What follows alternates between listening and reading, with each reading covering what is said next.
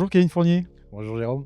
Alors on est ici à la région Nouvelle-Aquitaine. Vous êtes donc responsable de l'accompagnement à l'Agence de l'innovation en santé, qui est l'organisatrice de ce Tour de France de l'innovation en santé, avec une étape ici à Bordeaux, une région que vous connaissez bien puisqu'on va en parler dans quelques secondes. Vous accompagnez beaucoup de structures.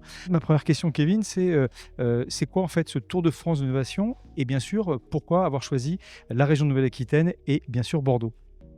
Alors merci beaucoup. Donc effectivement, le Tour de France de l'innovation en santé, là c'est la deuxième édition. La première avait lieu il y a 2 ans. Il y a 2 ans, on était plus sur du format réunion. On essayait de se faire connaître de l'écosystème et comprendre les problématiques de l'écosystème. Aujourd'hui, enfin cette année, donc 2025-2026, 12 étapes, une par région. On va aborder un certain nombre de thématiques sous forme de colloques nationaux décentralisés.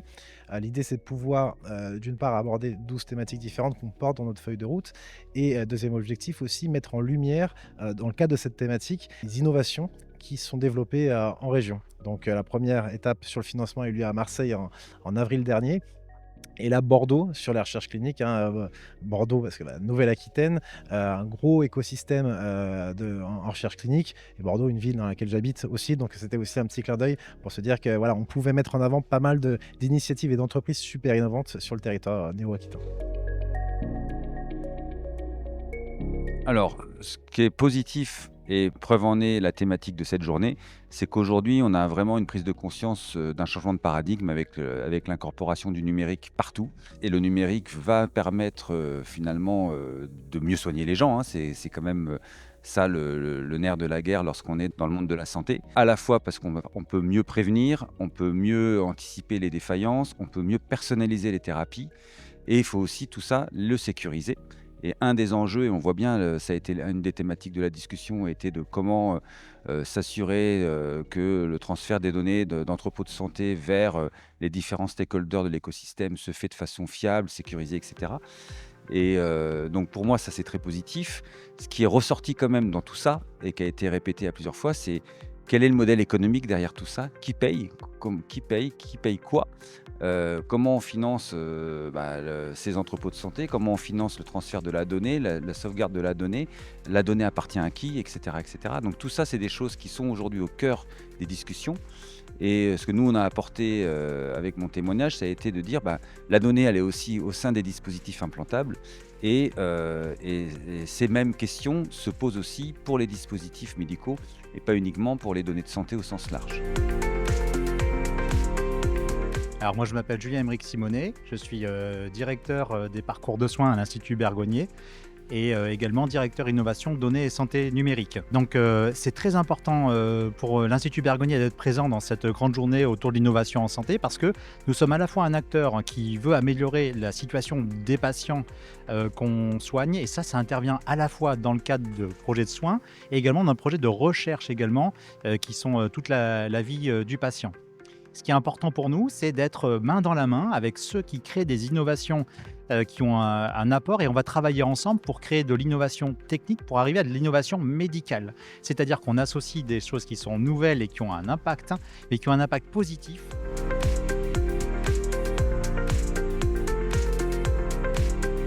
On a besoin de faire émerger de nouveaux talents à la fois qui iront porter l'innovation ou contribueront à l'innovation, dépend en fonction de leur profil.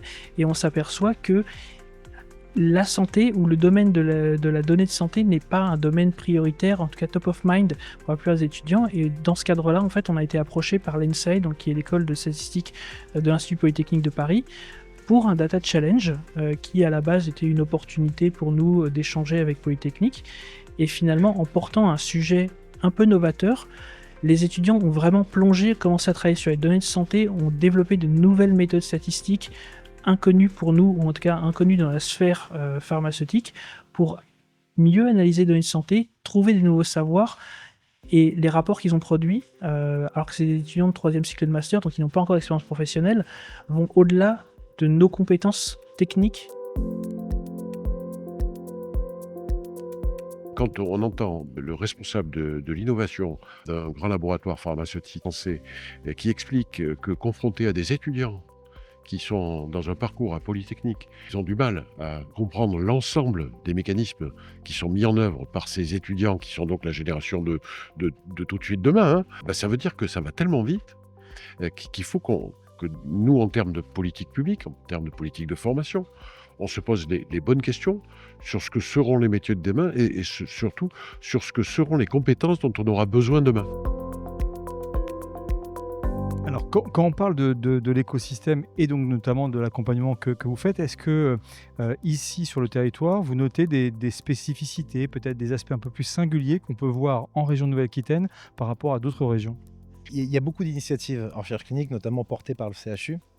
On a aussi énormément d'entreprises, effectivement, vous le mentionnez, des entreprises qu'on accompagne. Ça peut être Fine Art qui intervient tout à l'heure, qui va justement nous exposer un cas concret d'usage du numérique dans le développement clinique. Synapse, qu'on a entendu aussi tout à l'heure, qui justement développe des outils numériques qui vont aider les prescripteurs, notamment dans le cadre de la recherche clinique. Et puis on a des initiatives portées par le CHU, notamment avec le professeur Jean-Christophe Bernard, avec EuroCCR notamment, qui intervient également lors d'une table ronde. Donc il y a des spécificités néo-aquitaines dans le cadre de la recherche clinique, un très fort écosystème qu'on avait envie de mettre en valeur et en avant aujourd'hui. Tous les métiers de cette innovation, tous les métiers de cette recherche clinique de demain sont représentés dans la région.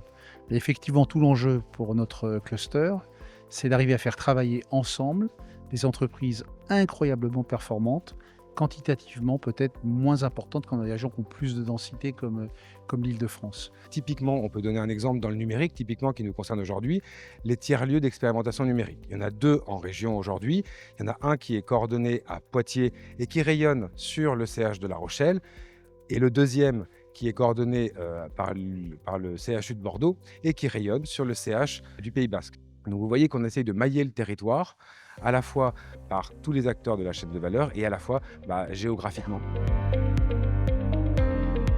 Merci beaucoup. Je suis donc Amaya Robles, chef de projet Station e-santé, qui est le tiers-lieu d'expérimentation donc en santé numérique, basé donc au CHU de Bordeaux. Donc ça fait 3 ans maintenant que le tiers-lieu a été créé. On a déjà rencontré 70 entreprises, on en accompagne 16, que ce soit sur des études cliniques, des évaluations d'usage, d'acceptabilité, mais aussi des aspects qui parfois sont...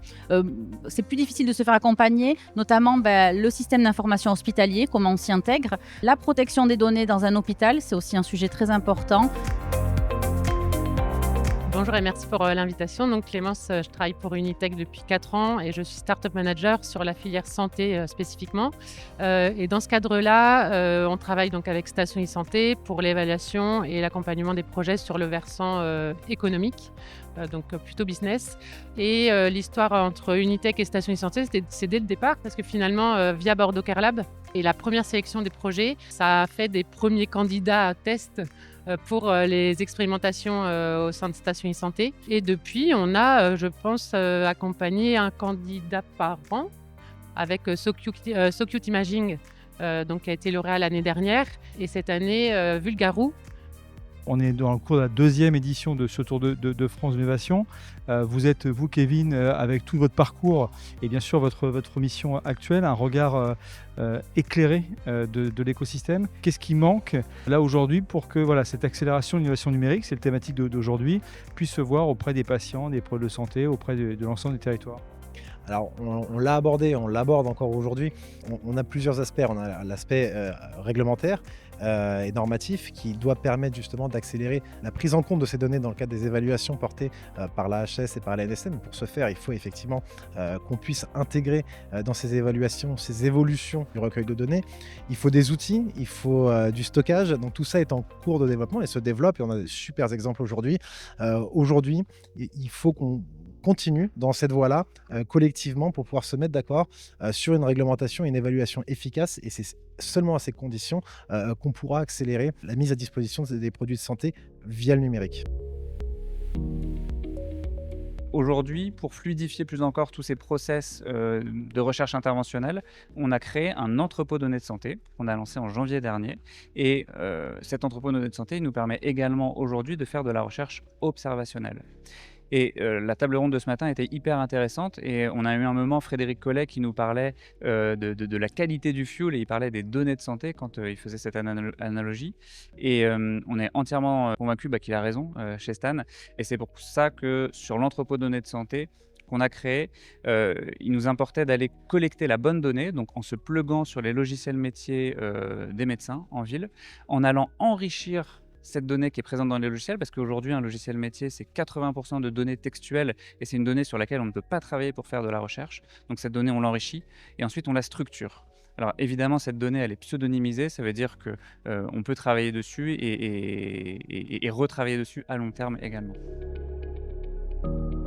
La donnée, elle est extrêmement importante parce que on ne peut pas décrire des phénomènes avec des équations mathématiques à tous les niveaux. C'est-à-dire qu'il y a des phénomènes qui sont trop complexes.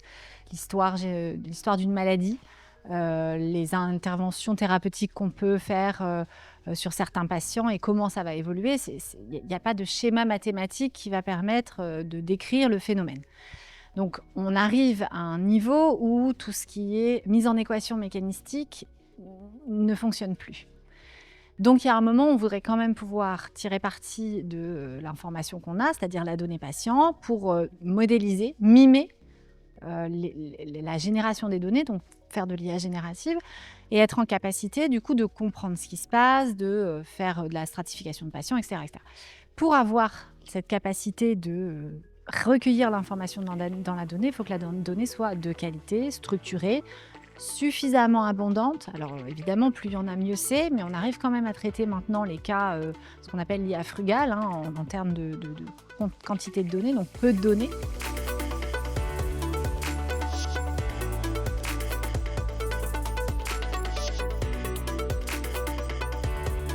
C'est important pour nous d'être présents sur cette journée organisée par l'AIS dans la mesure où nous avons l'ambition de nous positionner comme étant un acteur innovant qui va permettre d'accélérer la recherche clinique. J'en ai entendu parler toute la journée. Pourquoi se déplacer à Bordeaux ? Puisque la proximité des établissements, être vraiment en région, être vraiment présent. Comme on l'a vu aujourd'hui, les choses ne se décident pas forcément de manière centralisée à Paris, ce qui nous va bien dans notre approche fédérée, et être au plus proche des gens qui font la recherche, des praticiens hospitaliers, des chercheurs, être au plus proche des administrations qui portent la recherche, qui innovent, qui portent l'innovation. C'était important pour nous. Je suis Mila Pêcheux, je suis la CEO de Aesthétique Intelligence Artificielle. C'est une solution qui permet justement aux chirurgiens, aux médecins de pouvoir être présents 7 jours sur 7 et 24 heures sur 24, donc de complètement révolutionner le parcours des patients en étant tout le temps disponible.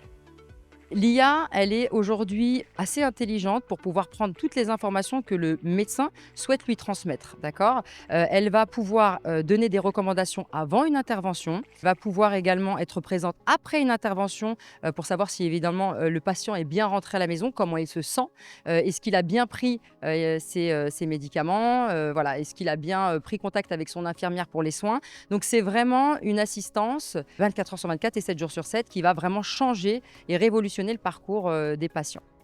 L'IA peut également donc répondre aux appels, mais elle peut également émettre des appels sortants. Il y avait des échanges de haut niveau, vraiment un contenu particulièrement intéressant, enrichissant, des intervenants de grande qualité. On a pu échanger, des projets peuvent naître, des perspectives de partenariat peuvent naître. Et j'ai beaucoup aimé aussi la perspective qui était donnée, parce que certes, il est important de faire de la France un pays qui soit leader en matière d'innovation santé. On a beaucoup parlé de souveraineté. Nous, c'est un sujet qui nous tient à cœur. Alors, je sais bien qu'on est suisse, mais la moitié de notre cœur est en France. Les solutions qu'on porte permettent de garantir la souveraineté des données. Et c'est bien là l'essentiel. Vous avez choisi Bordeaux, la région Nouvelle-Aquitaine. Je crois que cette année, on va se revoir aussi, puisque le CHU Health Tech Day de France Biotech a retenu également Bordeaux pour le mois de décembre prochain. Donc on va se revoir. Je pense que l'AIS sera bien sûr un des partenaires, sera présent. Merci encore Kevin de votre invitation et pour cette belle initiative. Merci Jérôme, à bientôt.